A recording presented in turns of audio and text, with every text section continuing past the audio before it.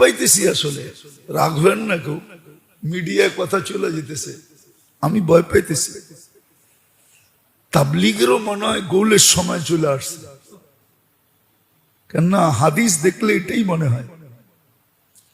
1924 সনে সর্বপ্রথম 3 দিনের জামাত বাইরে, আর এখন 2024, 100 বছর হয়ে গেছে।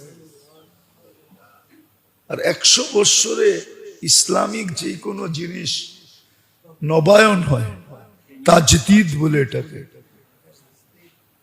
তাজদীদ। এই জন্য কর্মের দিকে দেখলে এটাই মনে হয়, আমি এটাই মনে করি যে নতুন কোন মন নিতেছে। এই জন্যই এক সময় পর্যন্ত ছিল শিক্ষা, এবং শিক্ষার সাথে যেটা প্রয়োজন ছিল